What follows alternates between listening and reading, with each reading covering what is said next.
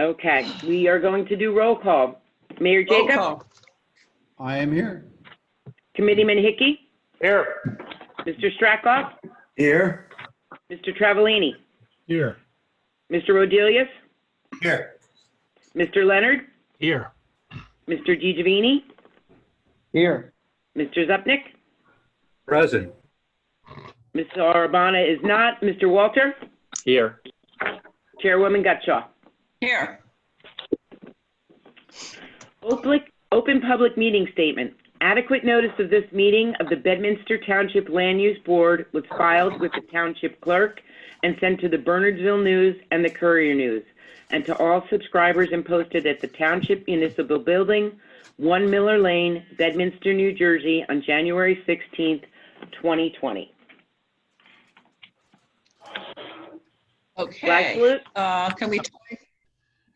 Can we All right, try to Ryan, do, you got flag there, Larry? Borrow your flag? can Oh, sure. we try to do the flag salute?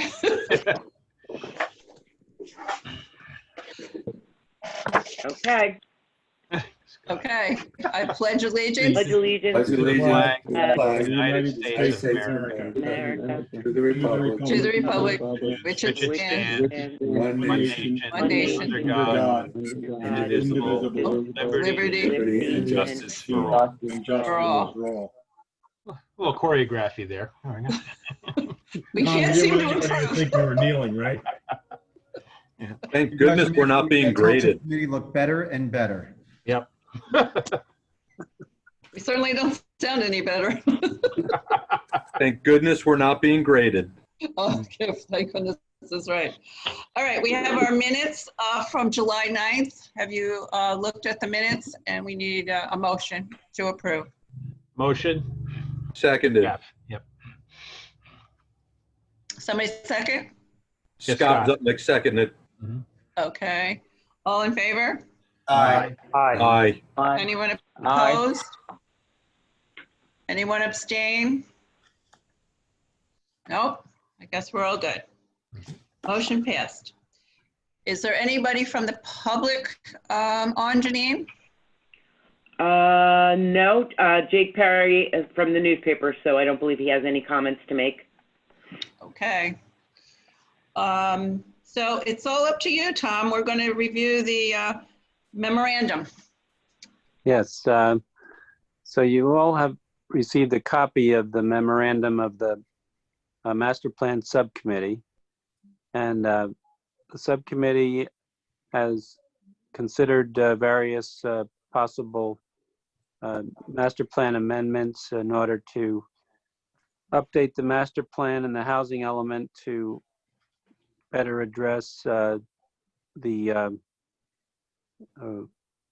rental requirement component of your affordable housing fair share number, and also consider some other subjects. And to basically summarize it, the subcommittee considered the Pluckerman Village area, and in particular the ORV and OR zone just south of Burnt Mills Road and west of 202, 206, and focused in on that area a little bit. And it is an interesting area where it's already developed for the Bed 1 office building, but it has access and frontage on Burnt Mills Road and also on 202, 206. It's in the Pluckerman Village on your master plan, and also on the state plan as a designated center of the state plan. The township, interestingly enough, has state plan endorsement of the entire township plan with all areas of the township endorsed, and you are in the pipeline now for the potential renewal of that. Your centers have been extended by resolution of the State Planning Commission. And basically, they're still in effect, and they will continue to be in effect until at least 6 months after the end of the pandemic and an emergency declared, COVID emergency declared by Governor Murphy. That was an accommodation made by the State Planning Commission and the state in view of the pandemic and emergency. But by July of next year, it is advisable for you to have the master plan amended and the ordinance, land use ordinance, comprehensive land use ordinance, the zoning ordinance, so to speak, amended by the Township Committee. You amend the master plan at the planning board. It's your master plan. And you amend the housing element fair share portion of the master plan, which is one element, and the land use element, which is another element. And they have provisions about affordable housing and about zones, or not so much zones, but future land use areas. And so it would be something that would be a step of the planning board to amend the master plan to allow for a future land use area, and then a step of the governing body to adopt any ordinance change and zone map change. Bottom line is the subcommittee work with Paul and Frank and me and Chuck Olivo, and came up with a general recommendation or focus recommendation for now that they would recommend to the planning board, the full board, that you consider possibility of amending the master plan to recommend a office research mixed use village type zone instead of the office, the OR village zone, so that the zoning of that property south of Burt Mills and west of 202 could be in a zone that still allows the existing offices, allows office as a use, but also allows the retail and restaurant and make multifamily use that might be typical of a town center office research retail mixed use zone. And you would, the master plan might, Yes, Scott. Go ahead, Scott. I'm just wondering if we could maybe highlight what the differences are between what the existing zone is and what is being proposed. Sure. The current zone allows basically offices and the parking associated with offices. A new zone, if it were to be recommended in the land use element, could allow and would allow, per this recommendation, multifamily units, apartments, of which at least 15% would be rental affordable units, maybe perhaps even more than 15%, depending upon the provisions. And in that type of zone, it's good also, and it would recommend, the subcommittee would recommend retail and restaurants and coffee shops, similar uses. Perhaps those would be on the first floor of a portion of the multifamily residential units, or perhaps they'd be on the first floor of some office space. The thought of, I think the general principles for this area would be to focus that on Burnt Mills Road, so that it would be visible from Burnt Mills Road as a streetscape of a town center streetscape look, similar to some of the activities, some of the uses in Pluckerman Village, but Almost similar to what we just approved for Elite. that's a good example that has at least in one portion a retail tenancy or occupancy and potentially a restaurant on the first floor, and then apartments above. So yes, that's a good example of the structural way to think about these uses. The addition of retail and of multifamily would be the significant add-on to the current ORV zone, if that's where we head. So it's basically adding uses, adding them in a mixed-use way with standards. And that's where the details of both the master plan amendment and the future ordinance that the board might recommend to the governing body would focus on those standards. This would also envision improvements to the intersection of 202, 206 and Burnt Mills Road as found by Chuck Galivo to be possible with working with the DOT and the property owner to perhaps see by the work of the property owner, I don't know how to describe it fully, but changes in the phasing of the lights so that there would be more thoroughfare, there are more through traffic in both of the intersecting roads. Some of which is in the works already, I believe, right? I'm not aware. Their studies have been done by Chuck and by Mr. Dean, but I don't, and the DOT has been informed of, and talked about the concept, but I don't believe any, well, I could be wrong. I don't believe any physical work is yet being undertaken, or even a specific phasing plan yet.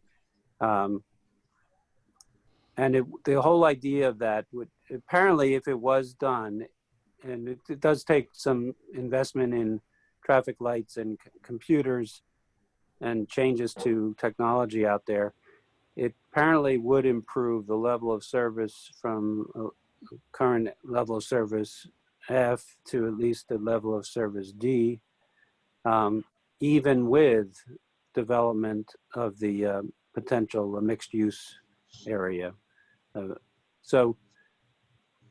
The other possibility is for the existing driveway to be repaved and repurposed a little bit to be a driveway that would connect for right turns in and right turns out from Burnt Mills Road onto the driveway and then out to Route 202 South, 206 South, but not left turns out, and probably not probably not any left turns in to Burnt Mills Road. At least not at that location.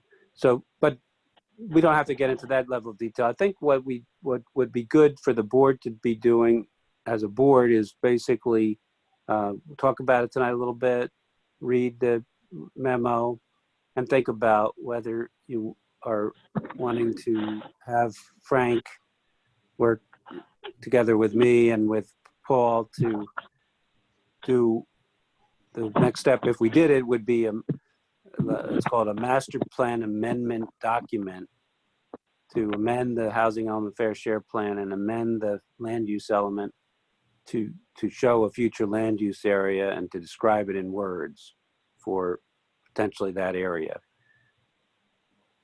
Now we could finish the memo quickly, but basically the rest of the recommendations were basically let the county keep doing what it's doing with respect to the AT&T property, keep our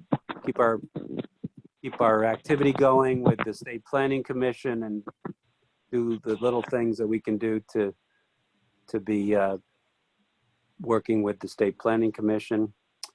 I give you some details about that we might have to get into, but we don't have to get into that tonight. And bottom line is the subcommittee finds that the current housing plan makes sense. There's no need to be allowing multifamily housing in the R10 zone district. The R10 zone district works very well. and does not have sewer and water, whereas this particular area of the Pluckerman has sewer and water capacity and connectability. And so this area is at least one area that would be particularly good for your consideration. And to think about deadlines or goals, we need to have a zoning provision in place before, I believe, July 1 of 2021 to complete our at least a total of 28 of, we don't have to build, but we have to have zoning for at least 28 affordable rental units. We already have, I think, 5 from the elite use variance as authorized or allowed for. So that's sort of the status, and The good time. provisions in this amendment will add to our obligation with regard to fair share housing? They'll add to meeting our obligation. That's right. In fact, if we did it with at least the 23 affordable rentals, it would achieve fulfillment of the 28.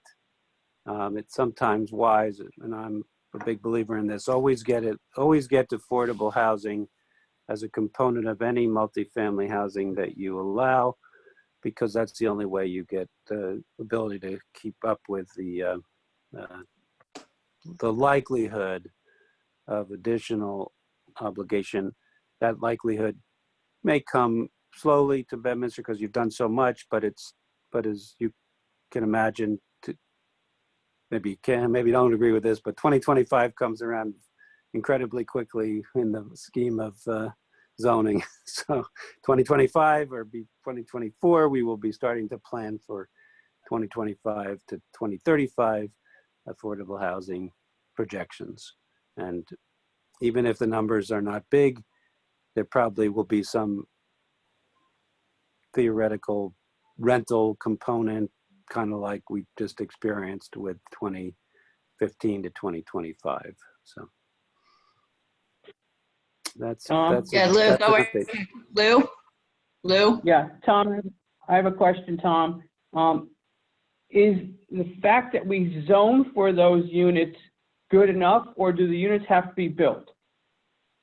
Good question. The answer is zoning in Mount Laurel 2 and in the settlement type, the declaratory judgment status, zoning is what the municipality is a step that the municipality has to reach, because that's what provides the opportunity through land use ordinances for the private sector to construct the affordable housing. Now, this is when you do it through zoning. If you ever agree to commit to do it as a municipality through building it yourselves, which some municipalities do commit to, you then have a duty to both finance, bond, guarantee bonding, and actually build. That's not the type of program that the Township of Bedminster has undertaken in the past, and I wouldn't recommend it in Bedminster. Okay.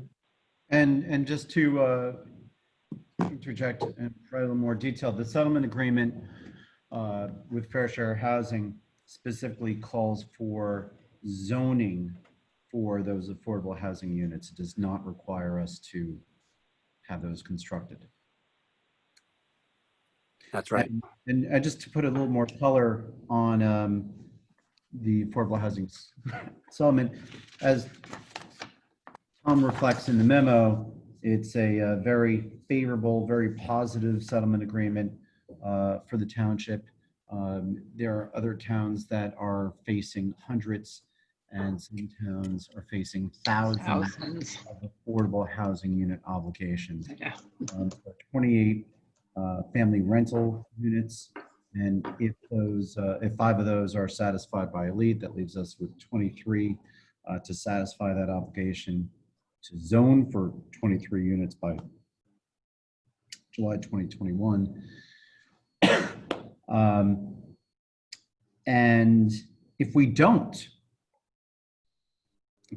have those resolved by July 2021, Fair Share can certainly seek to enforce, or it may subject the township to a builder's remedy lawsuit. And a builder's remedy lawsuit, someone could come in with a property that we might not view appropriately for that type of development, and they might compel through court action the zoning of that property, and we may end up with something that we don't want, where we don't want it to be. So this is, from the master plan subcommittee, a protective move for Bedminster. And at the same time, can we get a project that complements and may even support and promote what may be lacking in Pluckerman Village? You know, traffic is an issue there. And we know that, you know, some of the properties at the corner of Burnt Mills and 202-206, they need a little, you know, spiffing up.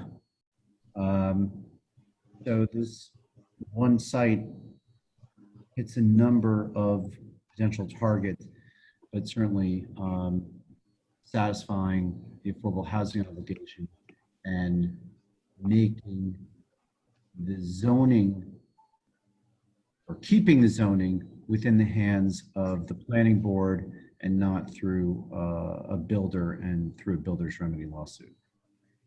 So I was just going to say, if everyone has the memo and you turn to that last page where Paul has an exhibit, and Paul, I'm not sure if you want to do a share screen and just show the board what this. I have the text. I don't have the exhibit. You don't have the exhibit? No, we don't have it. We only have the memorandum. Oh, I got it from, I got the exhibit from Janine. Oh, sure, you have access. Yeah. So Paul, Maybe somebody can share it, you know? Paul's you going to either try. share the Yeah. exhibit, or even better, Yeah. go to a share screen and show the aerial of the site. I'm going to have to try to access my server in the office. I don't have that actually on my screen right now, so it'll take a couple minutes. I don't know if anybody else has it to share at this point. I'll look and see if I do. Is there any other board member have anything while they're looking for the, This is Tim Walter. I just wanted Yes, to Tim. say, I think this subcommittee started before I was a member here, but I'm just saying you should be applauded for, you know, this proactive approach to this. As, you know, the mayor said, you know, we're putting it on our, you know, our side of the court rather than the builders. And I think this was an excellent plan, and I thank you for that. Well, I love that it gives us options that actually benefits the fair share housing portion of our obligation going forward. And it gives opportunity in a place in town that's already developed. So this is a very thoughtful look at something that is probably should be changed. And Scott, that's a great point. One of the things that we talked about is if you're going to put new development in Bedminster, and that's required by the court and the settlement with Fair Share Housing, put development where it already is, right? Where can you do it? The Hills is built out, so you can't put more density into the Hills. The R10 is hands off. That really, you know, leaves us with a couple villages to look at, and where would this fit? Where would this type of density work? And this is what the master plan came up with. So Would the other, sketches another there? alternative, The sketches there. Yep, I see it. would another alternative be where the, I think it's the Advance building is, wasn't there supposed to be, some builder was interested in putting in a big development there a couple of years ago. Is there something there that we could also consider? Nick, I think the concern there was order of magnitude and size. There's a lot more land available there, which could create numbers that are out of whack with what we need to provide. And I think what we're looking at here is more in the correct scale. And somebody's sharing the screen, whoever it is, thank you. But if you look at That's it, me. okay, thank you, Janine. Good job, Janine. What you can see is the property that we're talking about is the ORV OR property. Okay, it's actually the ORV section of it that we would be talking about, which is along Burnt Mills Road. Currently has the bank on it. Just to the left is the area with the P on it. That's Pluckerman Schoolhouse Park. The property on the corner is the bank. Next to that on lot 14 is the small mixed-use building. The triangular piece is the car wash property. That should give everybody the orientation. And the Bedminster 1 is on the OR lot, which is lot 7. And Can you make the that way bigger? that, Paul, is there an ORV section in the upper left corner there next to the VN zone? So there's already ORV there? Yes, both sections are zoned ORV. That ORV to the upper left is what was the old Lincoln Properties property, Crossroads Business Center. That's what that is. now, I can help with that. ORV is just a different type of OR that has a different set of standards. It is not yet the mixed use type zone. That's those lines and those marks are the existing zoning.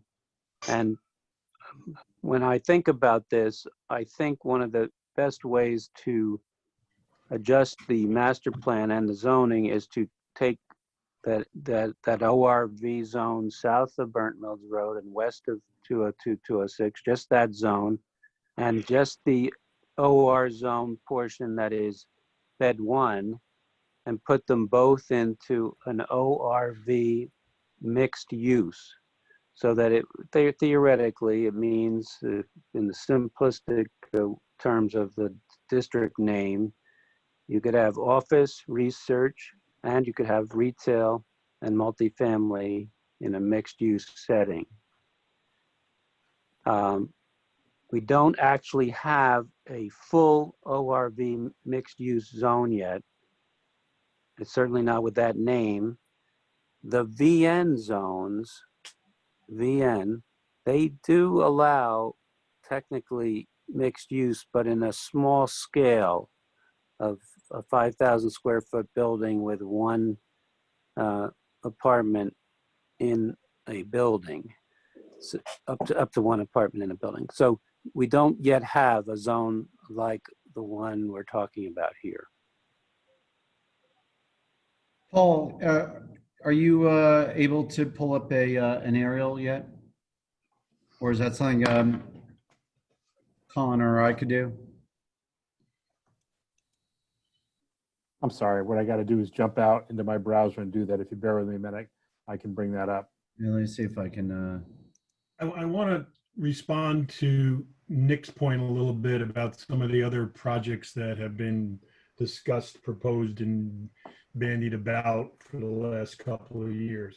I think one of the things that, you know, attracted me to this particular solution in this direction we're heading in here is that the Burnt Mills Pluckerman Village already, in my mind, it has a degree of walkability and more of a village feel than some of the other projects that we're talking about. Now we'll wait to see what county planning comes up with respect to the AT&T site and so forth. But certainly 206 isn't very walkable today. There isn't a bunch of retail focused there right now. The Pluckerman Village already has a great deal of retail already, and I think the retail that's there will support the occupancy that we're talking about, or the residency that we're talking about accommodating here, and it just makes it all very much more complementary than any of the other projects I think we've heard concepts about. So that was my takeaway here. And while I think this particular project is worthy of our priority, if nothing else. Does this include the property south of 78 as well? No, it does not. How is that zoned right now? I think that's OR over there, but there was an overlay zone approved by the township for some other development on the property. That really has not gone anywhere. That was OR1. So that Isn't that was where we did the research with Short the, stay hotel? with The the courtyard? extended That's stay. better. That oversight now is better. Thank you.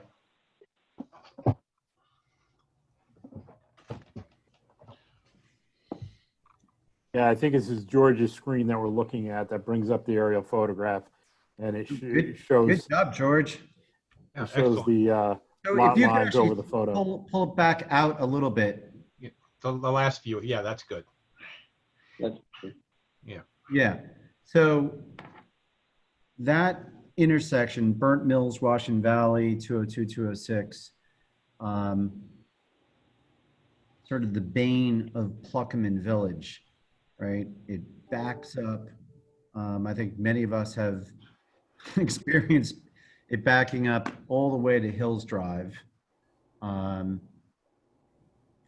And, you know, we have certainly had folks that have experienced coming from Burnt Mills and trying to make that left going onto 202, 206 north and having to go through 3 cycles of lights before they could make that left. So in conjunction with potential zoning change, would be working with both the county and the state and presumably the property owner to put some investment into improving that intersection, both in terms of timing the lights, restriping, and perhaps some physical improvements, some physical changes to the geometry of that intersection. They looked at that when we went through the school approval, correct? Right. That's what I remember too. Yeah. The daycare that we The did. county was Oh, looking yes, at that yes. intersection pretty closely. Yeah. Yes, you're correct. And the same consultant, Dolan and Dean, Ms. Dolan was the school's consultant, and Mr. Dean, her partner, is the KRE's consultant. And so they have studied that intersection and have found that there are improvements that with working with DOT and the county it's a county road, Burnt Mills Road, and the highway is the state, but working together could actually improve the capacity of the intersection in all turning movements, apparently. Paul, can you walk us through using that perimeter road, which would essentially take off some of the stress off the intersection by taking Burnt Mills traffic, and for those on Burnt Mills trying to make the right onto 202, 206 South, if that perimeter road were to become a public right-of-way, if you could just walk through that. Sure, George, maybe if you can just roll your screen up a hair so we can see the entire loop road. Yeah, so 78 is visible on the bottom. Yeah. There you go. Yeah. It kind of, that's good. That's perfect, George. What you can see is on the bottom of the, starting from the left side, adjacent to the park, and coming to the south and swinging along 78 and heading over to 202, 206, you can see the loop road. That is a road that's there now. It's part of the private driveway. Some people, like me, use it as a cut through occasionally, but it's not official. Whenever I'm doing it, I'm actually on official municipal business, doing inspections for the zoning office. There's So speed bumps on it too. If I'm not there mistaken. is. Yeah. There is.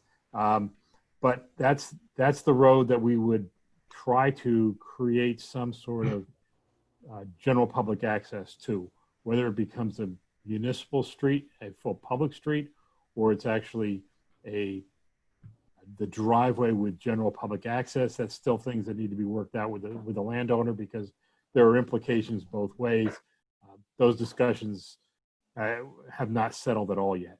But what that would allow is somebody who is traveling from Burnt Mills Road to go 202, 206 south could turn right, cut down that driveway, and completely miss the intersection. Yeah. What it also allows, and frankly, my most common move is if you're coming down past the center of town and want to go back to the north, allows you to turn around and go back up that way. There would not necessarily, and I would advise against it, left turn out of that driveway from onto 202, 206 northbound. That wouldn't seem to make a whole lot of sense. The northbound 202, 206 into this, something that we'd have to look at and look at the traffic impacts of that. That's again something that's being discussed and evaluated by the traffic engineers. Yeah. Does Bank of America, that whole property, is that all a part of KRE's property as well? Correct. Okay. It's all one owner. Okay. Paul, do you know where we are exactly with the intersection? I know we've looked at it and the state approved it, but I mean, to what point are we at? I mean, as actually getting the work done? I don't think we're very close to getting the work done, frankly, because there needs to be. No, I didn't think so either. There needs to be a project with enough finances behind it to make it happen, because it's not a cheap improvement. And actually application for it, is that how it's transpired? Yeah, and the DOT's recently changed the process on this in the last year or so. They used to have a procedure where the municipality would submit a problem statement. The DOT would look at it, agree with it, decide that they would fund 60% of the project, 40% would be on the municipality. Been through this, and the answer I most recently got was, we changed that. There's only a problem. The DOT says there's only a problem if the DOT sees it as a problem. Thank you for your information. We'll get back to you someday, but we're not funding any work. So I think this kind of has been flipped onto a development-related project. In this particular case, there may be multiple players involved, including the county. So I think that's beneficial because it's an intersection of a county road and a state highway. So there may be ways to spread it out. But the side benefit in my mind of the rezoning of this area creates that financial inertia to have enough of a project to create that intersection improvement. Okay, thank you, Paul. Yeah. Any of the other board members have any questions about this? Curious about Frank's thoughts on what the benefits are for these changes. You want to unmute? You're muted, Frank. Thank you. I'll try to remember that. I think we've been talking in a number of the last couple of iterations of the re-examination about trying to reinvigorate the village character. Mostly that happens by getting boots on the street, putting apartments here where people will get out and walk right across the street to the things they need. Helps to get that, to create more of that streetscape and walkable downtown that we're making a big priority out of. So I think it's hard not to think this is a good thing. We will expect some criticism, I would say, for the fact that we're taking a zone that's essentially built out according to the standards that we had before, and we're going to allow more development there. But I think it's not just because of the housing. It's really a principled way to build. It's a placemaking kind of a move that we're making, and I think it will reinforce the feeling that Burnt Mills Road has got two sides to it. It's got people and businesses on both sides. And I think overall we'll look back and think that was a really great idea. The tricky part's going to be how much parking goes in front of the building, how close to the street does it get, how much does it feel like a streetscape element like across the street, because it won't be. It'll be a much bigger building. It'll be a much bigger project than the Elite building. So we have to think in a little different scale there. But I think you'll be glad that we're moving in this direction when we're done. Anybody else on the board? Carol, Lou, I have a question. Yeah, go ahead, Lou. If Tom could just remind us, what is the percentage of fair housing units to building units? Is it 15%? When you're dealing with, we need to encourage and we need to be able to say we've zoned for, and through our land use provisions, provided for the opportunity for rental affordables. That's our component that we're focused on. And when you do that, you use a set aside, a mandatory set aside of 15% is your standard presumptive set aside.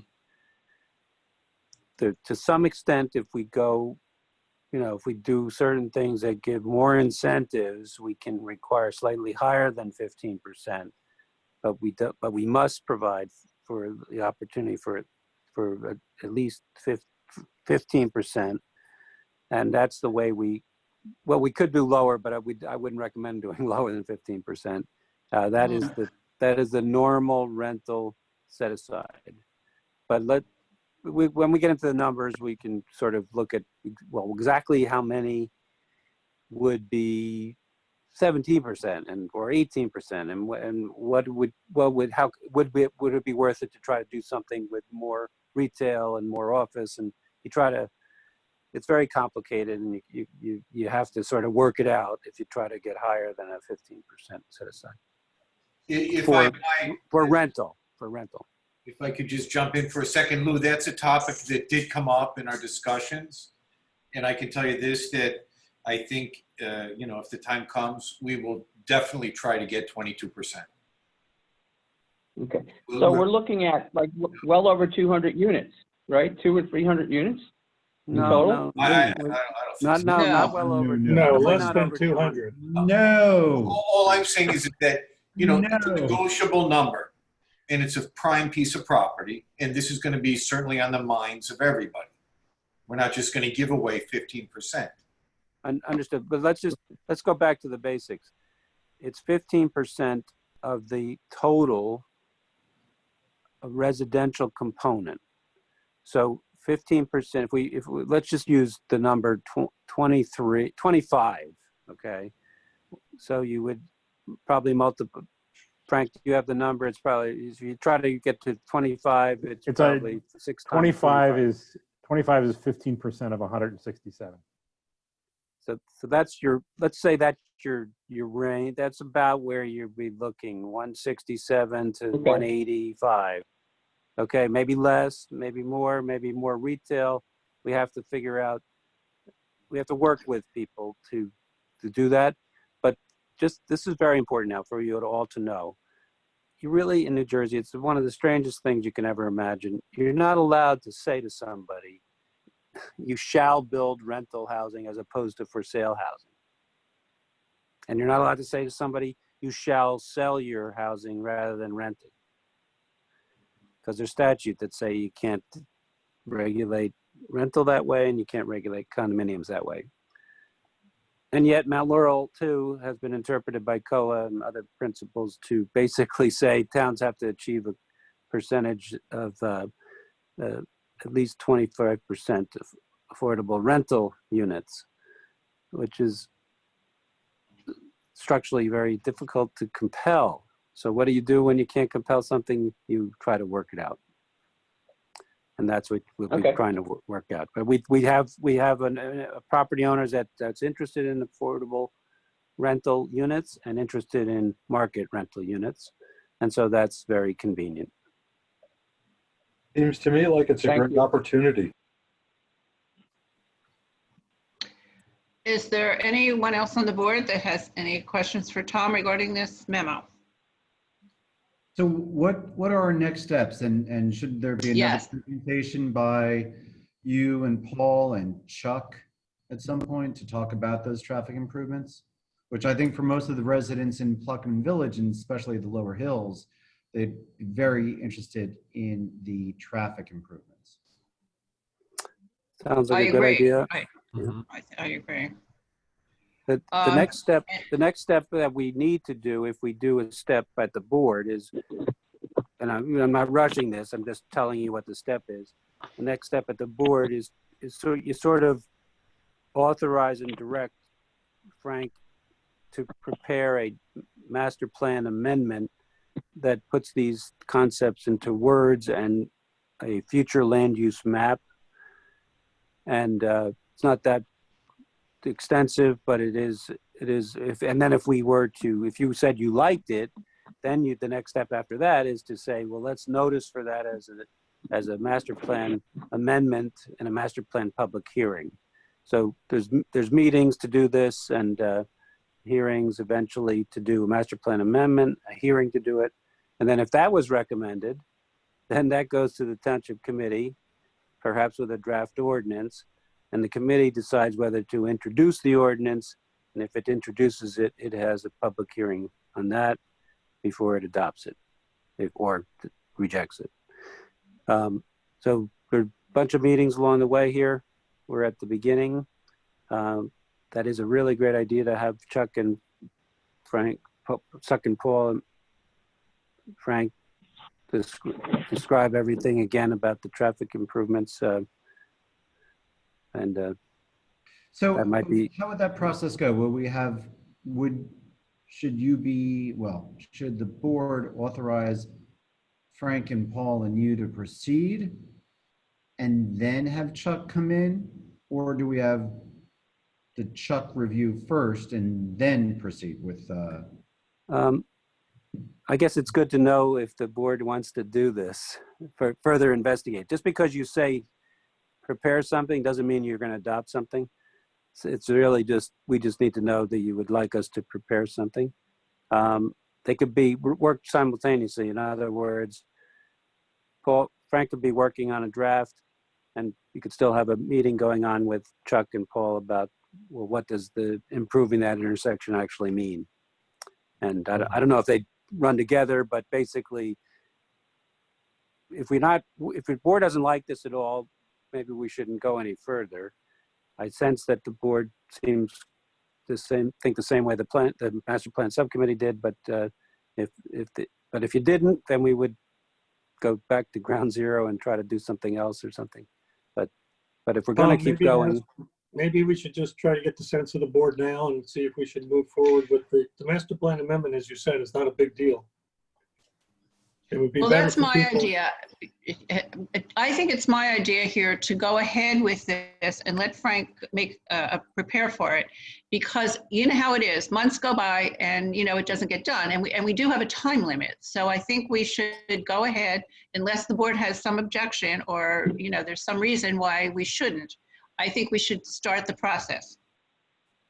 yeah, and that doesn't mean you approve that you're going to do it. It just means you authorize the work done to see if you're going to even consider this amendment. So, Well, we need to see what the master plan change would be, and That's right. That's the only way to do it, is to let Frank, to start. I think doing the research is doing our due diligence. We have to find out whether these things are actually going to be beneficial. Right. Yeah, I think you have to be able to believe that there's a meaningful vision for the future of Pluckerman that you want to buy into and want to advance as a policy. So who writes that? Is that something that Frank writes? Is that something that Tom prepares? Frank usually writes it and I review it, work with him before it's final, before it's a draft that you see. Paul Tom will and probably Paul work. will help make sure I don't lasso it up. Well, I'm just thinking about timing. Well, we'll keep nudging. Yeah, this was it's not a heavy lift, so it's not going to take a long time to have something. And I think, as Tom said, until the board reads it and says, oh yeah, that sounds like our vision, or if you put this in there, it would sound like our vision. You won't know if you want to do it until you see that. I thought the full board would have to agree with these recommendations before we go forward, no? It's Well, that's what Rich, we're talking about right now. yeah. Yeah, what's going Well, do we forward need at to this vote on point is the preparation of the master plan document. The full board will then discuss that, and there'll be a formal adoption of that master plan.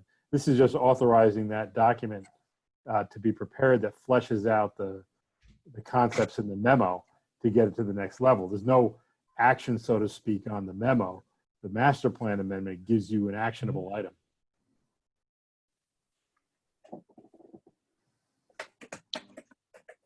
So how do you want to handle this, Tom? Do you want to actually, I think a motion is good. a motion? And I thought about it a little bit. If you're ready, it could be just a motion to, and think of this concept, motion to authorize and direct Frank to prepare and Tom and Paul and Chuck to review and assist a draft master plan amendment for this area of the township in the Pluckerman Village for consideration for an office research mixed use, village mixed use future land use area.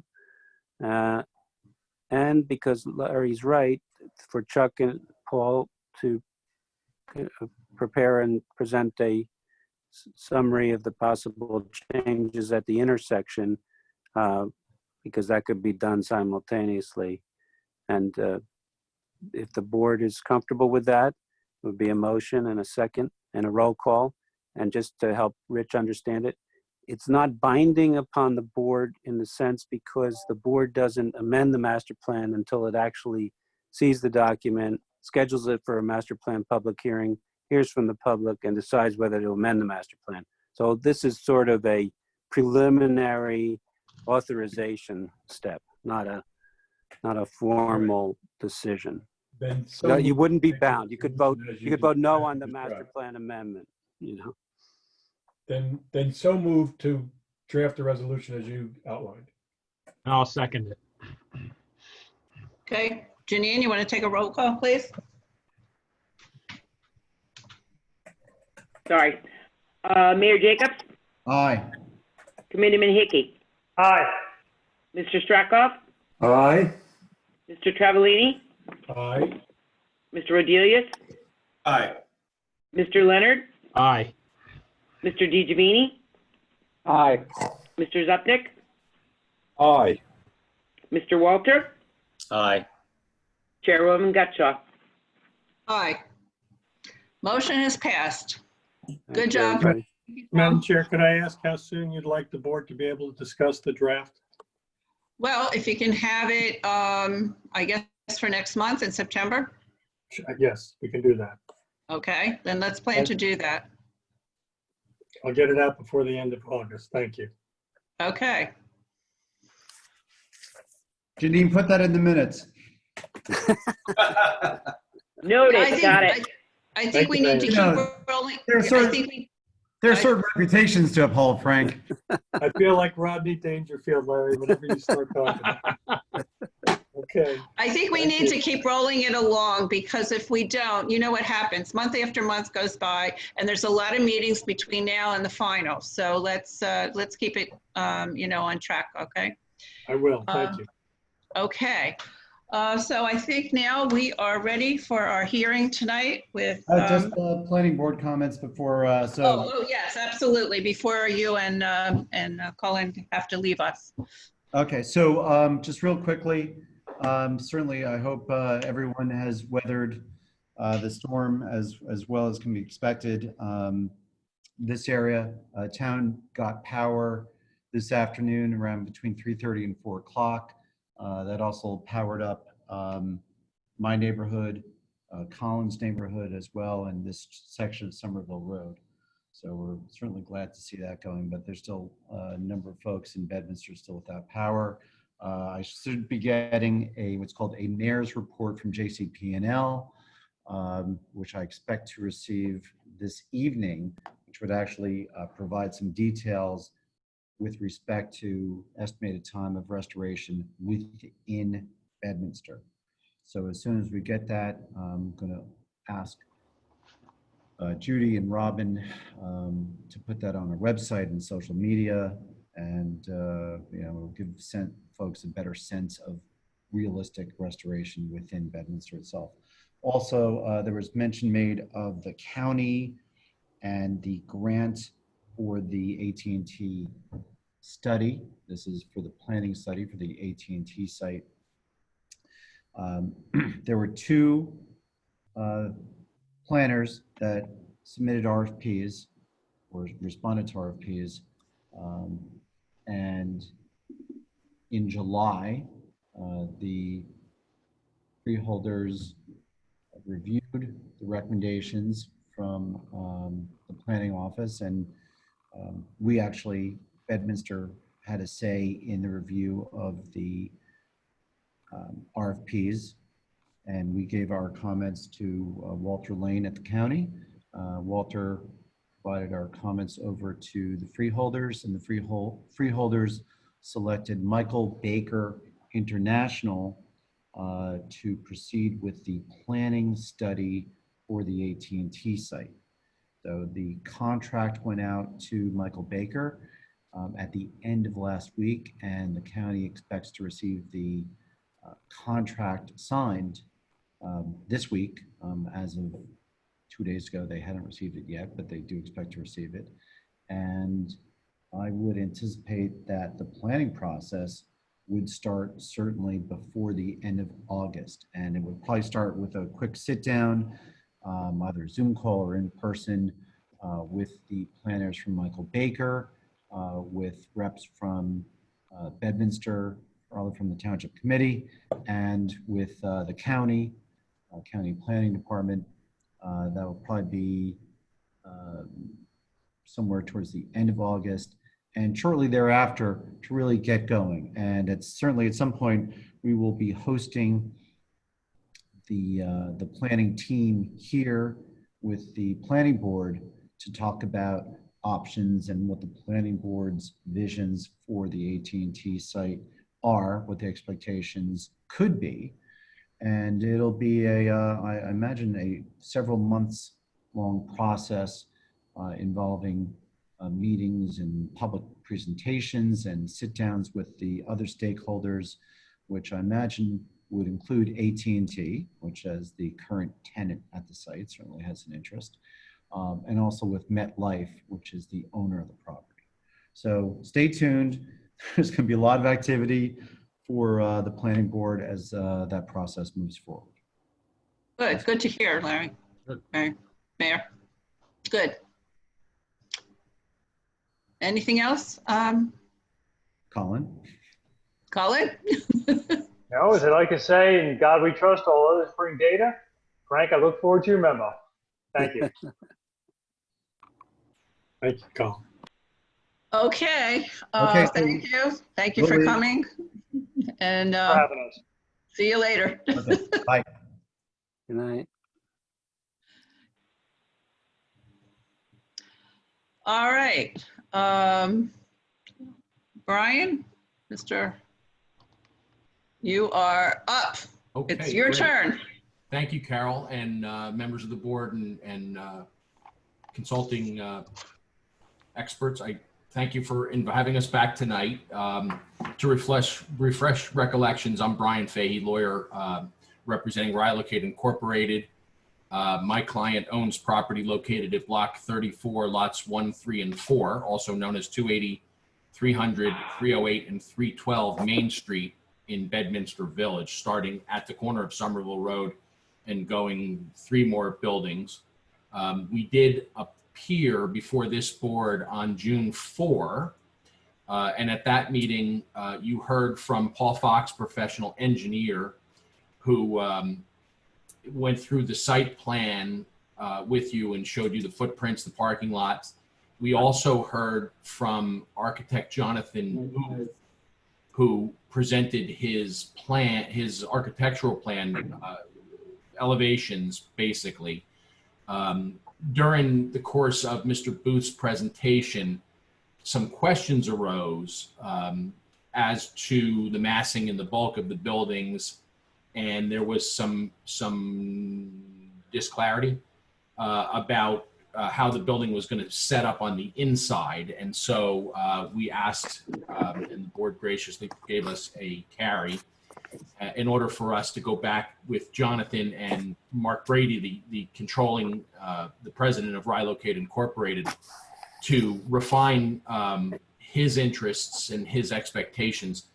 And I explained at the time that when we originally had started this plan, these modifications to the building were for the then tenant Desiderio's Deli. They have since left anyway, and so we have a vacant building. Now, and I'm telling you this because Paul Ferraro in his review letter raises that and says, well, the architectural plans talk about a deli and a kitchen. Yeah, Paul, you're exactly right. That is no longer applicable. That's not to say that there won't be a deli in this building, but it is not planned for a deli right now. We don't know who the tenant or tenants are going to be yet. We're doing this to make the site better, to make it more attractive, more desirable for a future tenant in Bedminster Village. Also in his review letter, Mr. Ferraro notes that in my cover letter, I forgot to put a word in. And Paul, you're exactly right. There's just simply a word missing, and you got the word. It's right.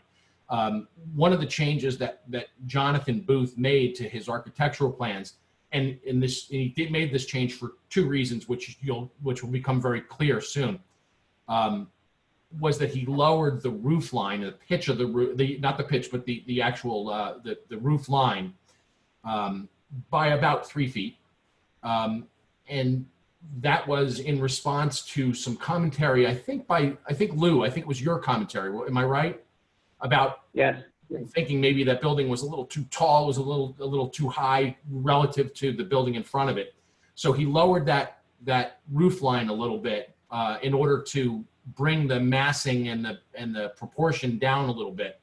And secondly, because in his testimony, he talked about the possibility of there being a mezzanine above the first floor, the Main Street side of the building. There is no mezzanine in this building. I don't know where that came up with. That was never a plan. It was never a part of the application. But Jonathan suggested that it could be there in the future. So by lowering the roof line, we've made it certainly impractical, if not impossible, to put any type of the second floor above grade in the building. So that takes care of that issue for Lou. Now, what we have modified architectural plans that show that change and a few other changes, particularly as they relate to floor planning. We also have designed the building, and this is consistent with Frank's suggestion or discussion about the possibility of creating more than one tenancy in the building, which might be more consistent with what the market demands or requires in Bedminster Village right now. And so we've done that. So the new plan you're going to see has the potential to accommodate up to three tenancies instead of just the one that we discussed. And the roof line is lowered. Otherwise, it's the same. Nothing's changed in terms of the site plan. Unfortunately, I don't have Jonathan here tonight. We have his plan. The plan's been submitted to the board, and hopefully you guys have all seen it.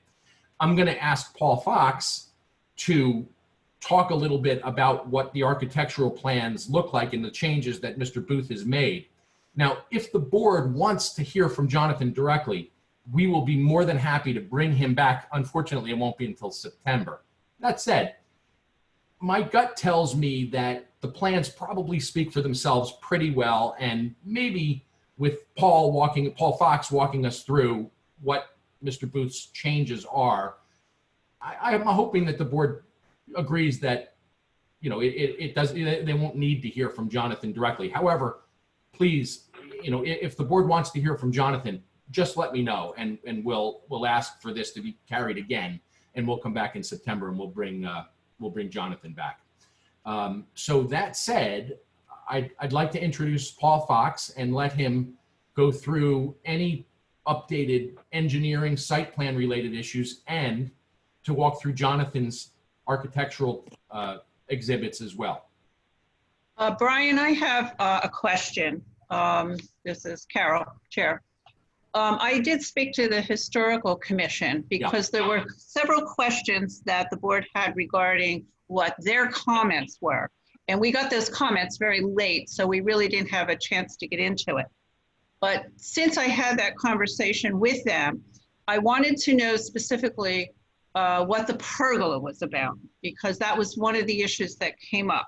Yeah. And it was very specific on their part that they were asking for that pergola as a screening for the parking.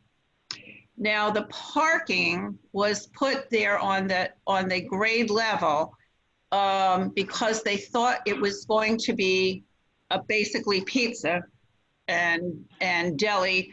And so they didn't want to have parking down below and have people go up the stairs, pick up pizza, go back down the stairs, go up the driveway, and all that nonsense, and still have parking on the grade level. That's right. So that was the reasoning behind it. And since that's not what their request was, they really didn't want a pergola. They didn't really think that that was going to solve the problem that they were concerned about, but it was sort of a negotiation between it. So now that we have the deli out of there, or the pizza, whatever, is that still necessary? That's going to be my question. Right. To have that and that pergola. I'm glad you asked that, Carol, and we did discuss this a little bit back in June, and I'll tell you, and Paul will back me up on this, that pergola was only put on the plan because the historical committee asked for it. Yes. Truth be told, my client doesn't want it there, thinks it's probably going to be an attractive nuisance to have it there so close to the road. Doesn't think it makes a lot of sense, but out of respect for the historical commission, of course, we put it on the plan because they had asked us to.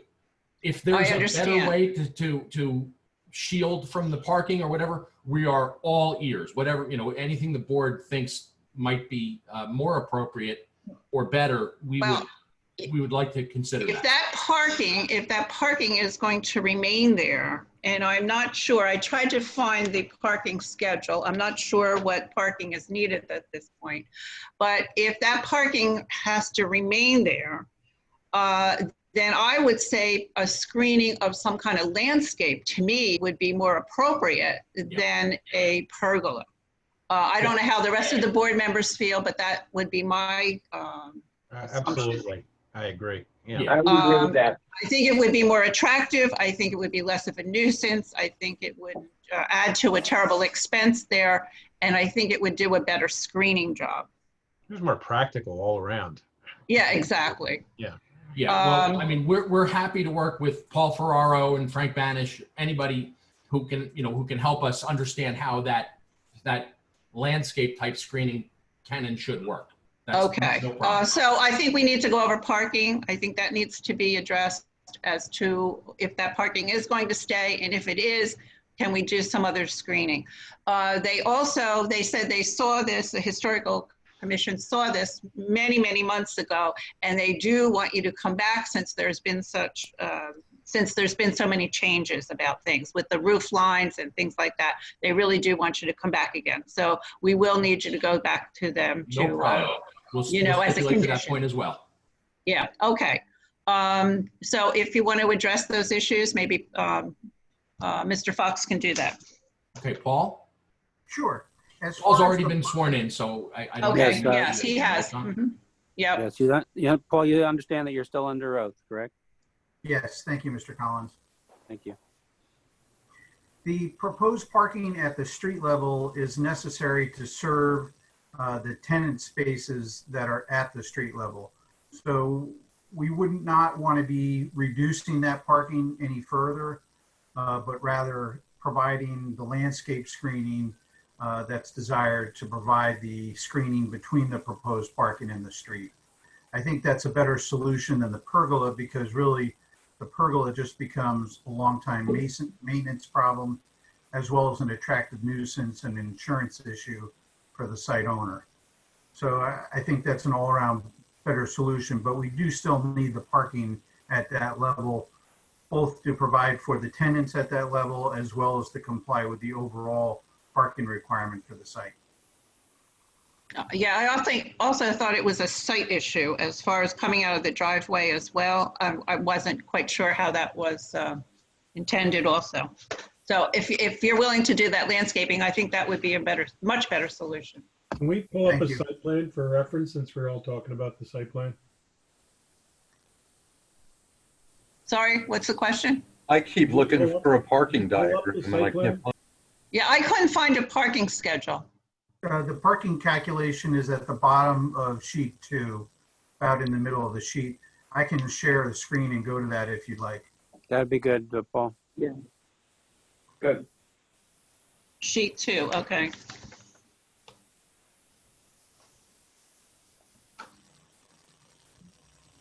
There you So go. if you go to the bottom of this sheet, directly below the graphic scale, there's the required parking based on 225 square feet per space, which is for both retail as well as for office use. And as you can see, there's a required of 32 spaces. We're providing 38 spaces, which provides some flexibility between the upper tenant users and the lower tenant users. Overall, the parking is compliant. Now, if we were to come in with another use that complies with the zone, but has a higher parking ratio, that's something that is part of the tenant approval process through zoning would be made to ensure that we still are within the required parking. And will you have room for the landscaping? Instead, I mean, I assume the pergola would be larger so that this landscaping could be, yes, it looks like there is room there for landscaping. Absolutely. Yeah, okay, that's good. I think overall, we're going to be significantly improving the site distance simply because we're taking away the building that actually extends over the road right of way close to the sidewalk. So as a general basis, the access in and out is going to be much improved. And how many parking spaces are up here on that first level there, Paul? So on the upper level, there are a total of 6 parking spaces plus 2 handicap spaces. And then on the lower level, there's a provision for 20 parking spaces. Right, 20. Plus a loading area, both for the building, the existing deli building, and the appliance building. We're making some adjustments there to the loading dock to make that more usable, so they don't have to be loading and unloading right on Main Street, which, you know, quite honestly, I've seen that occurring in the past, and it's not a good thing. And we should just note, Paul, that the loading dock already exists for the building on lot 1, and that's how they do it anyway. So we're just improving that, the way that function already works. That's correct, as well as providing a loading dock space in back for the other lot, which doesn't presently exist. And where's your dumpster? Your dumpster's down below? That's correct. The dumpster there's one dumpster at the end of the loading space directly behind the existing deli building. Yeah, I see it. There's another dumpster space directly next to the proposed, the existing loading dock for the appliance store. So those would both be down below and away from the street level. Now, Paul, correct me, you said you have 8 above and 20 below. That's only 28, not 38. Is that right? There is another 8 spaces above for the appliance store. I see, okay. When we look at the parking requirement, it's all combined together for the 2 lots because there's cross easements for shared parking. Got it, okay. And access to the back loading dock. Okay. Okay, want to continue, Paul? Sure. Looking at I can go to the revised architecture plan just so the board can see what was done. Yes. The very faint lines in this area of the plan show where the prior proposed roof line was, and that's all been lowered by 2 feet. And in fact, the eave line along the addition has been lowered by 3 feet. So the overall scale has been reduced, the massing, and there is no proposal at all to use any second floor space within the addition. Now, what has also been included in the plans is showing how we would have up to 3 tenant spaces within that building to provide for flexibility to the owner in terms of marketing and renting out that space. You know, it's obviously we're in a very difficult real estate market for office space. So having that flexibility is definitely an advantage and will help the owner try to make sure that this stays fully occupied. Okay. Madam Chairman, if I could just make a couple of comments on the parking. Yes. First, Paul did bring up the one comment that whenever we review a change of use, we make sure that the parking that's provided is consistent with that use, so we don't get upside down on the parking versus the use of the building. And I was just going to advise that we would be doing that. Another comment I have is that, Paul, I don't think you need 2 accessible stalls for that building, do you? Up on top? And the reason why I bring that up is you have to because you can double load the reserved aisle. I would suggest that you keep one of those as a regular parking stall because it's going to be the prime time stall. Frankly, it's where your FedEx truck is going to pull in. Because if you don't do that, he may stay on 206. That gets him out of the road pretty quickly, and I think that may be a better solution. You don't really need that stall to meet the handicap code. I'd have to double check the total numbers. It may also be appropriate to provide a handicap space on the lower level to, if that is a separate tenancy on the bottom, to provide a handicap access for that spot. That may end up losing 1 parking space to allow for the unloading area, but we'd still be fully compliant with the parking ratio for retail and office use. Yeah, I think that makes some more sense to try to do it that way. And just another comment relative to the multiple tenancies. There is an ordinance provision that says each tenant must have a minimum of 750 square feet. That's right. That's all. And is that square footage met in each one of those units? I don't have. It is. Okay.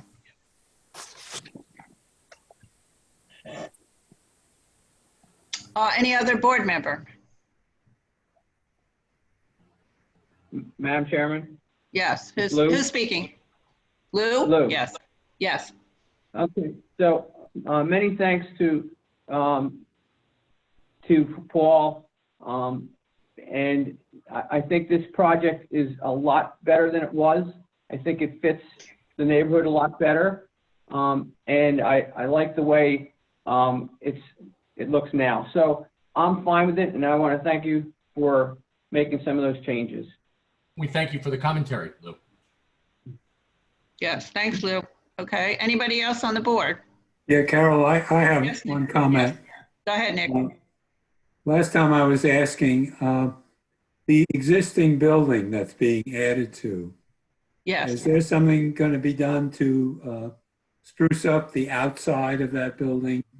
I mean, it's going to be hooked to a brand new building, and it might not look real great to have, some Nick, I think that's a good point, and you're right. The building could use some sprucing up for sure, and I'm certain that it will be spruced up, in order to kind of go, to match with the beautiful work that's going to be done on the addition as well.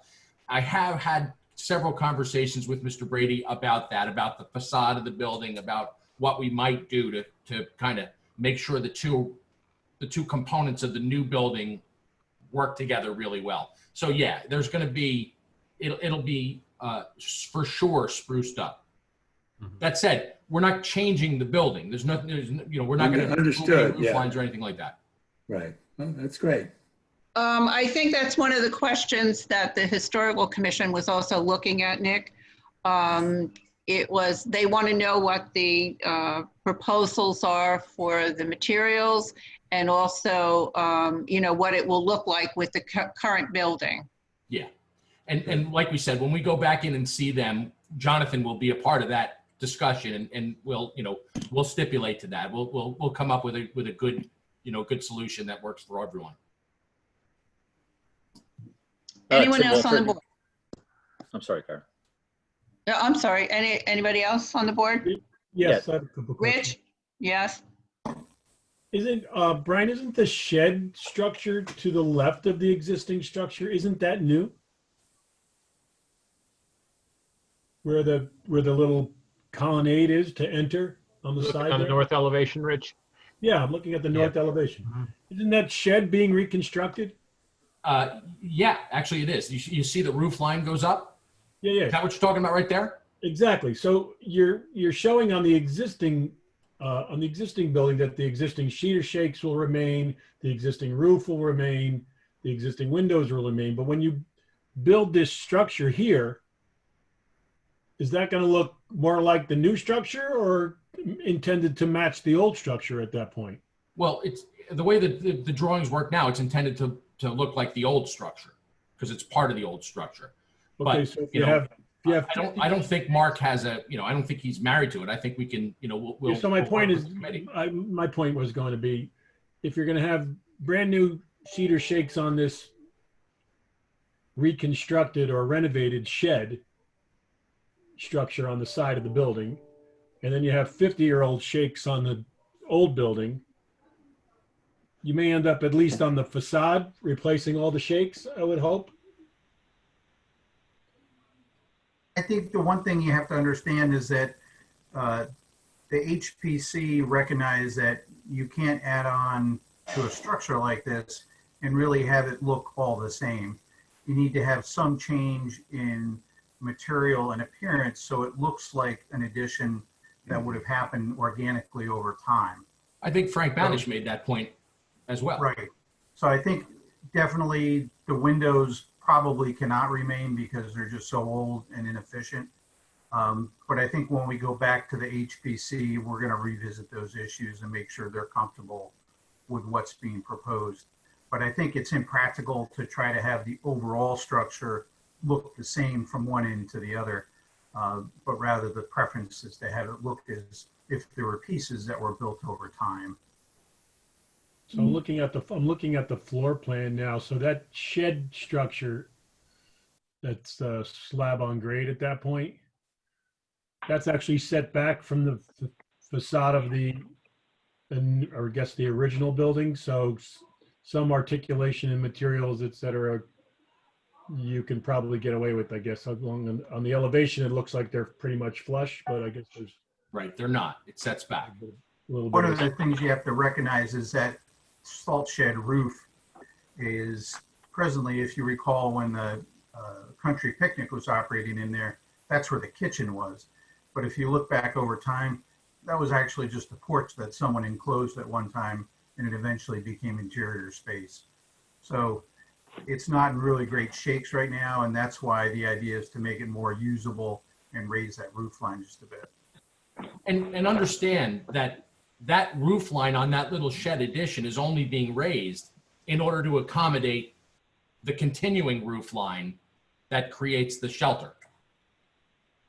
Right? We're not using that extra volume inside the building. It's just to make that roof pitch come down well so that we can add to add that shelter structure so that it can be walked under.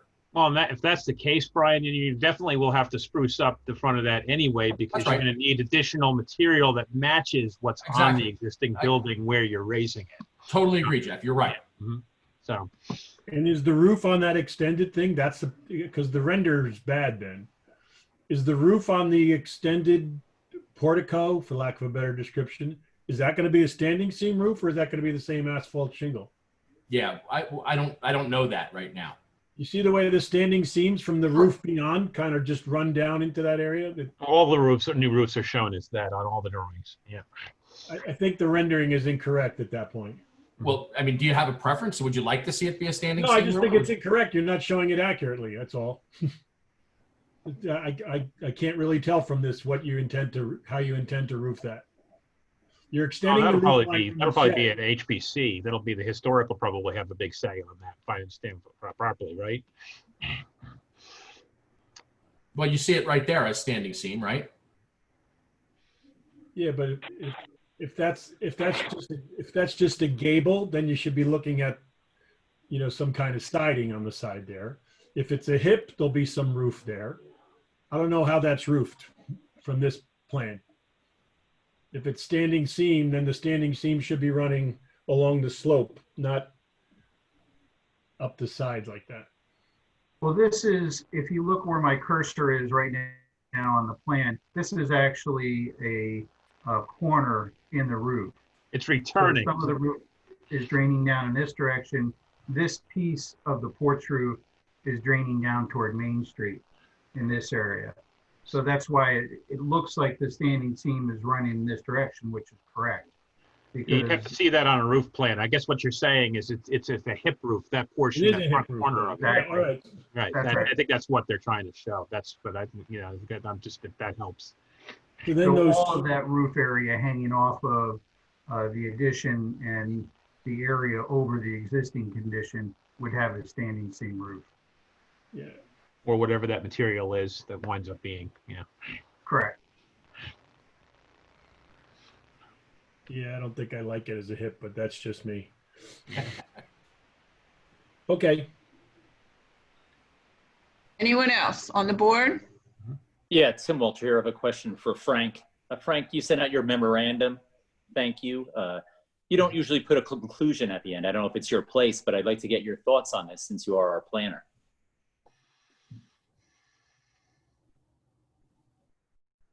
Frank, you might be muted. Okay, I'm back. There you go. I believe that the changes that they made between our last discussion and now were very much reflective of the comments about getting the scale more in tune with the neighborhood. I mean, we're dramatically changing the scale of two small buildings with this new building, but that's not the point. The point is really what kind of a fit will this be in the neighborhood? I do think that the reduction in the height made a difference in my mind as to what kind of a fit it is. I'm a little confused about the 28 parking spaces turning into 38. That's really my only question at this point, because I think they've done a great job reconciling the design aspects of it. But did I hear that there are 10 other parking spaces that I'm just not seeing on the plan? There were only 8 others. I think it was 36. Well, you see them, they're just on lot 1, Frank. Yeah. Right, so the parking analysis considers the two final lots together. The lot that where the appliance store presently is, and then the remainder lot, which will include the building that we're talking about. And Frank, that's obviously because they're concurrent ownership, and if there aren't, there will be cross easements to allow, either of the proposed new lot and lot 1 as reconfigured to use any parking they want. And there are actually 10 stalls. Can we have this site plan back up again, please? Sure. And I have it open as well, and I'm only counting 36 spaces total. Well, what you have to look at on lot 1 is on the opposite side of the aisle from the 8 stalls. There's an accessible stall. Oh, I see it. Okay. Remember, there's 2 stalls over there Yep, on the I west see it. side of the entrance. Okay. That's where the 10 stalls on lot 1 come from. Gotcha. Thanks, Paul. So did the parking accounting include both buildings? So all of this parking meets the needs of all of these buildings? The building on lot 1 is factored in? That's correct. If you look at directly underneath the graphic scale, the required parking is a summary of lot 1 and lot 3.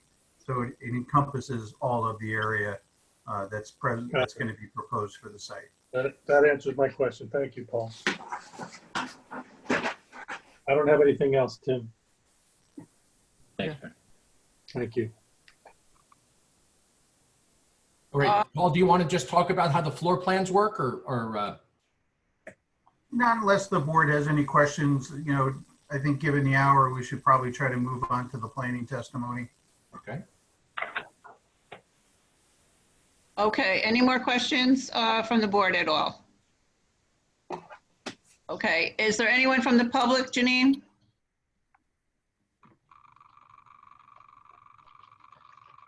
She may be muted. Yeah, she's probably muted. Janine? Sorry, you yes, there? I am. No, there is nobody from the public. Okay, fine. Thank you. Okay. Paul, you want to move on? okay, that So that being said, I'm going to thank Paul Fox, and we can recall him if necessary, but I'm going to introduce John Peel, professional planner, to testify as to the criteria. And we'll go through this as quickly as we can in the interest of time. But John, are you there? Do I have Yes, you? I am. Yep. Can you hear me? Yes. I'm here. Good. I'm It's a here. little muted, John, but Oh, please. there you go. I got you now. Okay. So John, for a matter of for the record, would you just let us know your name, your title, your place of employment, your education, your experience? Yes, John Peel. I'm a professional planner with PK Environmental. I'm also an environmental consultant. I have a master's degree. John, I'm sorry. Did we We're having swear a you in? sound issue. John, it's Tom Collins, the board attorney. Yeah, Did we swear you in at the last hearing? no, you didn't. No. Okay, so let's do that before you tell us anything. So thank you. Do you swear or affirm to tell the truth, the whole truth, and nothing but the truth, so help you God? Yes, I do. Thank you, John. And the board recognizes and accepts John Peel's qualifications as a professional planner and environmental consultant. Please Very, go very ahead, good. John. Thank you. Thank you. I hope you can hear me, but John. We have a major sound problem here, John. Having an issue hearing you, sir. Yes. That's as good as I can make it. Not water. Yeah. What is it it's called? not very good. Can he call in on a telephone or a cell phone? Yeah, that might be better. Yeah. Janine, just give him one of the phone numbers, I guess. Maybe, yeah, that would probably be a good idea. Excuse me, I'm gonna get my phone. Yeah.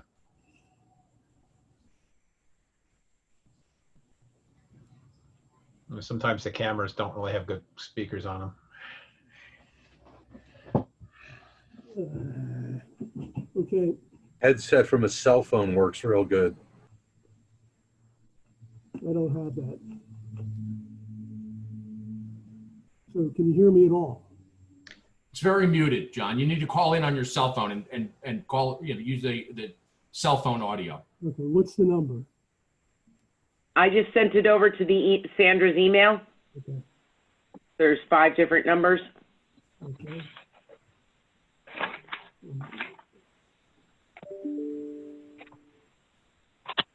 You see it, John? Yeah, I'm getting it.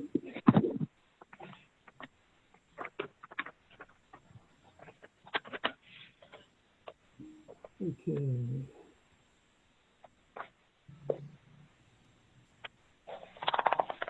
John, make sure you turn off the audio on your computer, otherwise you're going to get feedback if you're just going to be on the phone.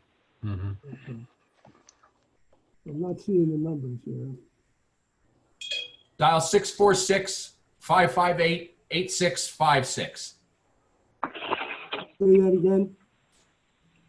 646-558-8656.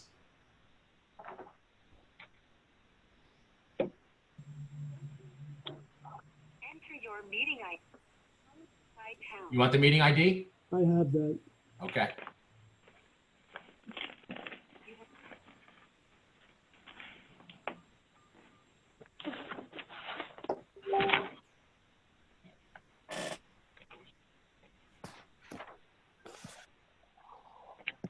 John, when it connects, mute the computer, okay? Yeah, I'm trying. Enter your participant ID followed by pound.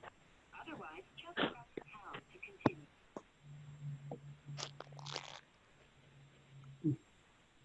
Please enter the meeting password followed by pound.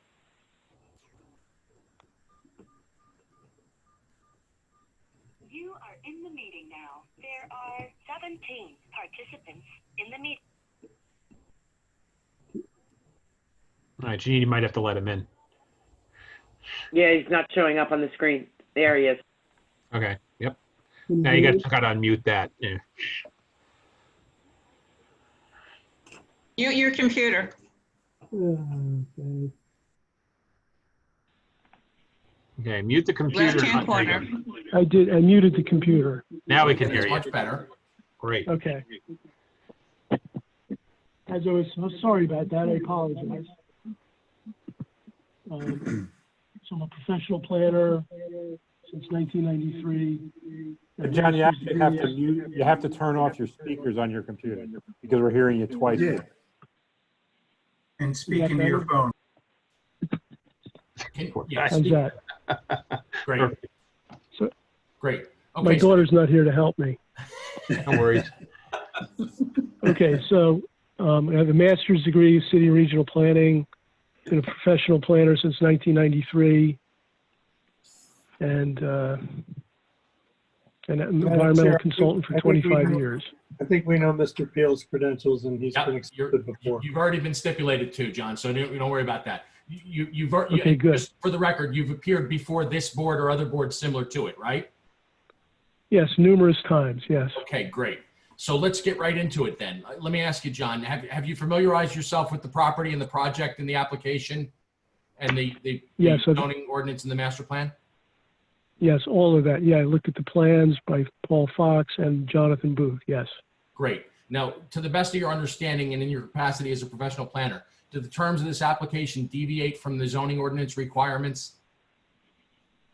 Yes, it does, but it's actually corrects a few number of zoning issues and creates a better set of land use conditions, in my opinion.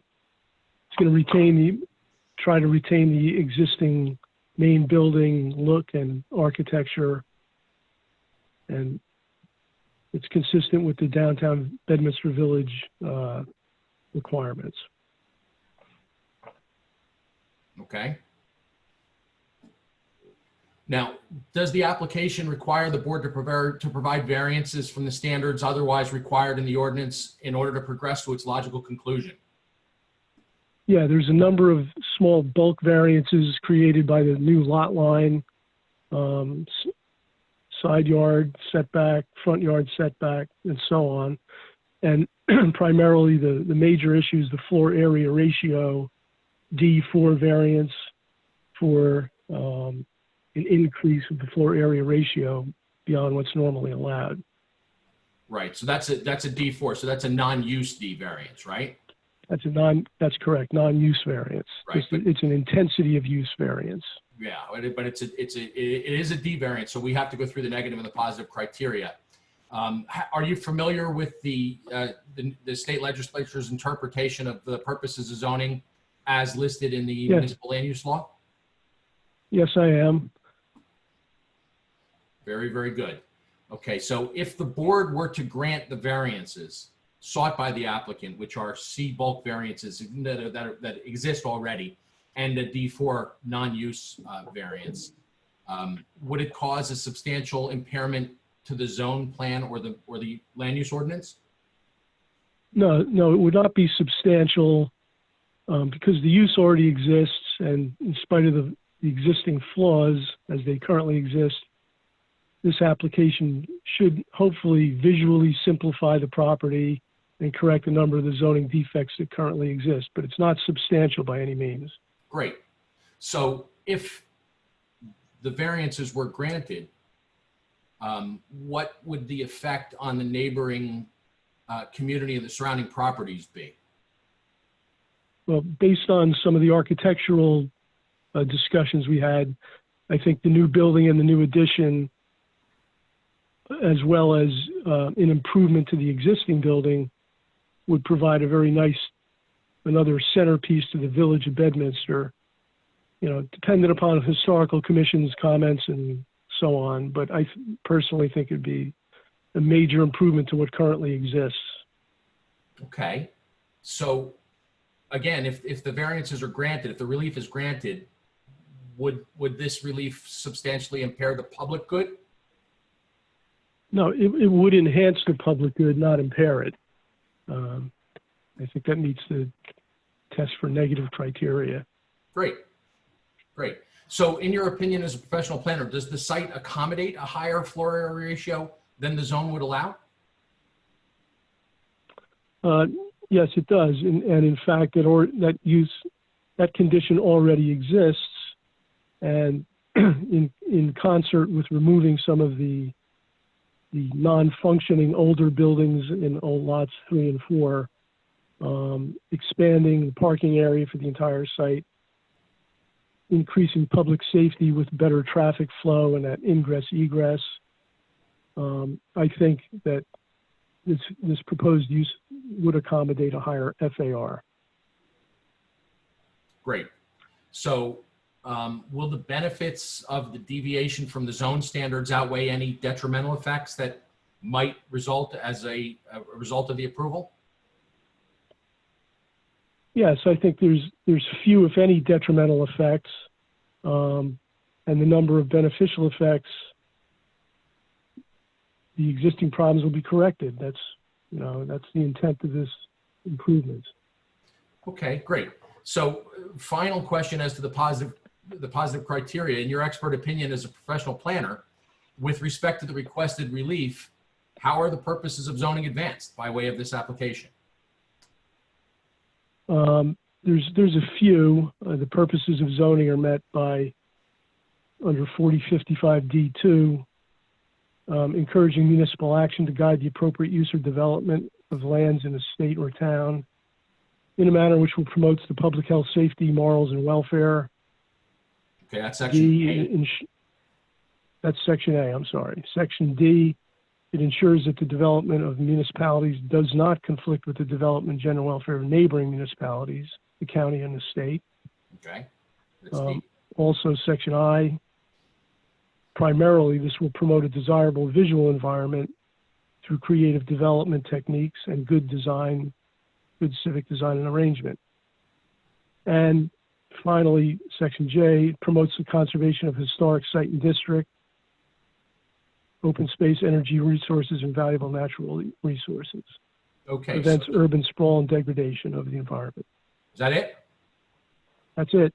Okay, great. So just to wrap it up, in your expert opinion as a professional planner, does this application satisfy the criteria necessary under the municipal land use law for the granting of the requested variance?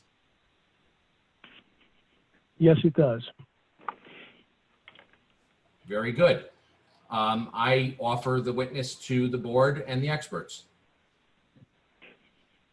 Any board members have any questions regarding the planning? Yeah, I do. Who's that? That's me, Rich. Rich? Okay. Yeah. So you talked about a couple of existing problems, John. If you can describe those existing problems that you feel we are correcting here. But my first question, before you answer that, my first question is, what is the volume of the two buildings being demolished versus the extent of the expansion on the existing building? I think that's probably a Paul Fox question. I was going to suggest I would defer that volume question to Paul. Okay, let's keep it to planning. Anybody else have anything on planning right now? Then just talk about the problems then, and that you feel are being corrected, John. Right. Okay. So the existing problems are basically there's a bunch of existing non-conforming points. I think Paul brought up a couple, which was the two existing buildings, the two smaller existing buildings. They extend almost into the street right of way. That's being eliminated. That's a major improvement to the site usage. There were existing side yard setbacks, existing front yard setbacks. Floor area ratio was not met. These are in lot 1. Proposed lot, they're going to remain. Proposed lot 1 is going to be an increase in floor area ratio. But primarily, you're just getting rid of some older, I'm not going to call them ugly, but non-functioning buildings, and hopefully replacing it with architectural integrity new buildings. I think it's just from a scale perspective, it's a much better look for the village of Bedminster. And with the relocation of the lot between existing lot 1 and the new proposed lot 2, and the consolidation of what was at one time 4 lots, all of which were undersized. Right. We're creating a condition that has 2 lots, each of which do conform to the zone standards, and each of which have allowable proper uses, unlike the way it works now. So we're going to have only 2 lots, and they work. There are actual Right. conforming lots in the zone, as And if opposed to I'm what we reading- have. Two conforming lot sizes, both more than a half acre, yes. And it should look, when it's all done, as if there's one use on one lot and one use on the other lot. Which is I think that's consistent with what- what the zone plan says, right, John? Yes. Yeah. Yeah. Now, I should mention what I just said is not technically correct because we do not create a variance condition by having multiple uses on the new lot. The zone already allows for that. So there's no additional D variance created by making the new building a multi-tenant building instead of a single tenant building as it was when we contemplated this on June 4th. Frank, That's question. right. We for spoke you. about that earlier. Frank, question for you, and trying to interpret your letter with respect to the required variances. The permitted floor area ratio for each of these sites is 17%. Do I understand that right? Again, I'm going to ask Paul to. No, I'm asking Frank. 15%. I'm asking Frank. Oh, I'm sorry. I Frank, you're think it's muted. 15%. Frank? He's muted. It's 0.15. So John, Frank, what you're saying is where 17 is permitted and 0.47 exists and is proposed for lot one. Lot one No, far there's- exceeds the floor area ratio limitations. Lot two, lot That's three, correct. lot three approaches 20% where 17 is permitted. So we could. That's correct. So we could argue that lot one is a pre-existing non-conforming use. And lot three, which we're modifying here, is somewhat de minimis in its encroachment, to the extent it goes beyond the permitted limitation. I believe that's correct. I believe it's not substantial impairment. I believe you're correct. Frank, would you agree with that? Given the fact that the existing condition that's being maintained is not logically easily brought into compliance, I don't think I disagree with that. Okay. Rich, it's also, I think, worth noting that by relocating the existing lot line, we actually fixed the FAR on lot one a little bit Okay. because we made that lot bigger. And by, and by having no structures on what was lots 2 and 4, you're able to benefit from that. That's correct. Right. All right. Thank you. Anything else for the planner? I'll see no one. Okay, we'll open it up to the public, but I don't think there's anyone there. We can just confirm that with Janine. No one there. Okay, that's fine. I have a question back with Paul for just a minute. I just want to verify this. And maybe it might be Paul Ferrero, not Paul Fox.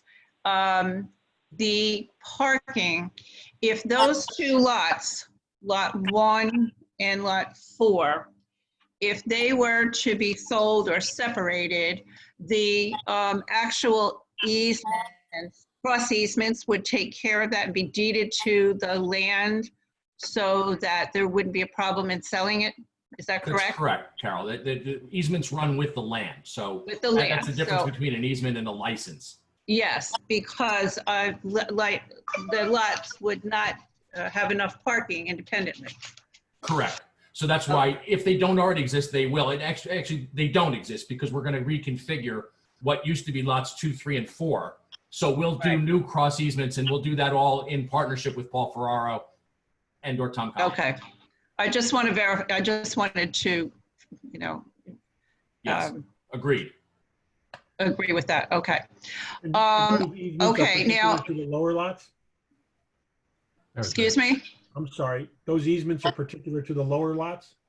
Yes, right? The lower lots. That's correct. Right, Brian? Yes. Yeah. And Paul? Yeah, the access has to come off of Main Street and go down to the back, and that access is actually for both buildings. And then the parking in the rear is the shared parking. So that's why there's going to be the the access easement as well as the shared parking easement. Correct. Right. Okay. I just wanted to clarify that. Okay, good. And that already happens now because the appliance store, that loading dock is only accessed off of Main Street and crosses what's now lots 2 and 4. Right. So it happens Okay. already, but we're going to formalize all that in by way of cross easements that run with the land. So they'll be recorded, and it doesn't matter if the ownership is severed, the easements will still be in force. Yes. And if I could just add that this access actually improves because currently that access comes from the doctor's office on lot 4 to the east because the proposed Yes. driveway is through an existing building. Yeah, it's not good the Right. way it exists right now. New This is driveway's a, a lot better, yeah. yeah, this will be much of an improvement. Yep. Yes, much more improvement. Now, with the board, I wanted to know if they feel that going to the historical commission, do you board members want to see the final results of the finishings? Because right now, we're not seeing the finishings at all. We don't know colors, we don't know schemes, we know nothing. How does the board feel about that? I would like to. Lou? Yeah. this is Who's Lou. talking? Yeah. Lou. I have one more question for Brian. Because this might be one tenant or it might be 3 tenants, is there anywhere on the site plan that you accommodate for signage? Or have you thought about signage? So yes, if you look at the architectural plan, you see there's a provision for signage on the front of the just above the main doors on the addition side. Same thing on the back side. There'll be a separate sign. Now I think we don't have a provision for signage for the rear entrance tenancy from the street side. But that'll all be part of the package. We'll provide all of that data to the satisfaction of the board and it's to Mr. Ferraro and Mr. Banish and the historical commission.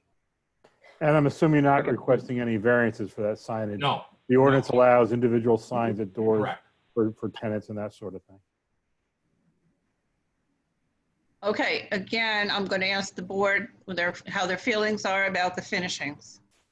Anyone have any comments? We'll leave it to Of course, we like to see that, yeah. Yeah. Yes, I think we would too. I Yeah. think they need to go to the historical commission and then come back to us. Is that how we all feel? Yeah. I agree.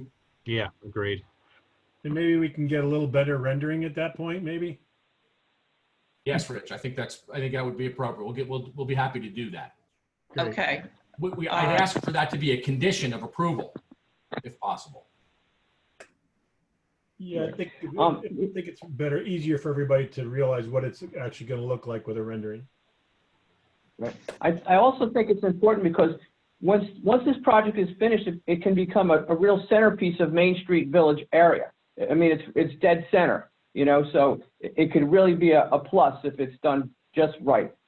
Yeah, and we're going to try to do that. And of course, we're going to work together with you. But of course, as you know, you can't zone for taste. So, I don't think that, the color of the building is germane for the zoning board of adjustment or the planning board. Anyway. Yeah. I agree. I guess so long as historical preservation approves it, I don't have a problem. I mean, they've got best interests at heart and they probably all have better taste than I do anyway. Okay, so it'll be a condition of approval if we approve this.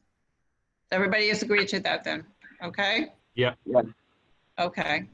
All right, Tom, you want to? Yes. So I would propose and recommend to you, I would propose and recommend to you a motion to approve the preliminary and final site plan and C and D variances and site plan exceptions of Rilocate as discussed this evening at the prior hearing, with the conditions being our standard conditions, Paul's reports and Frank's reports and review comments, the deeds and easements to be subject to the review and approval of the board attorney and the township engineer, The applicant will submit the revised plans and materials and colors to the Historic Preservation Commission for their review and approval prior to starting work and comply with the same. The board, in this regard, does not prefer and does not support the pergola concept and will require instead that there be landscaping to screen the cars in the front parking lots. They will, that landscaping will be subject to the review and approval of the township engineer. They will comply with the sign ordinance. They will pave all parking areas. They will improve the facade appearance of the existing structure on lot 3 and integrate it carefully into the facade and materials of the new structure, new addition. And then that's all I had, but the standard conditions.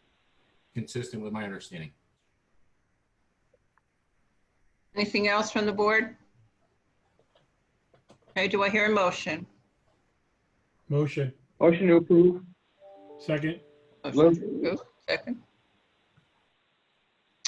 Okay, Janine, we need a roll call. Okay. Mr. Strakoff? Aye. Mr. Travellini? Aye. Mr. Rodelius? Aye. Mr. Leonard? Aye.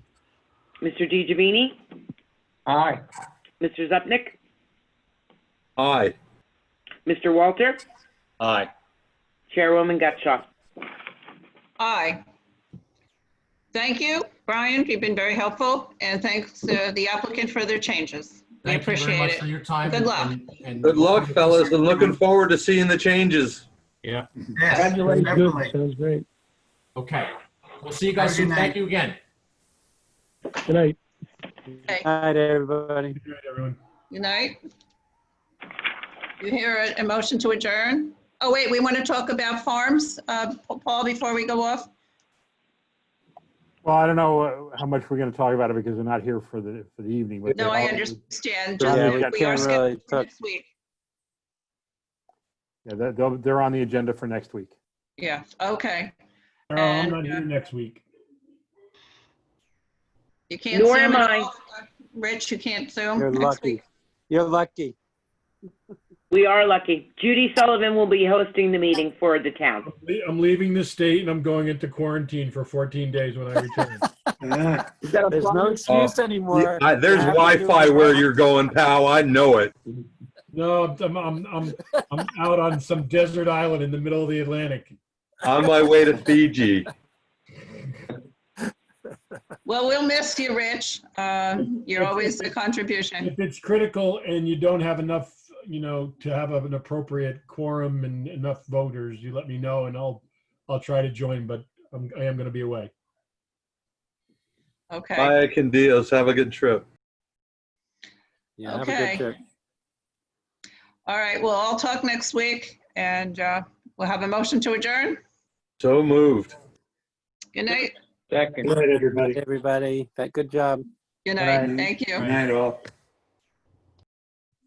Thanks, everybody. Good night. Thank you, guys. Bye. Good night. Good night, Gracie.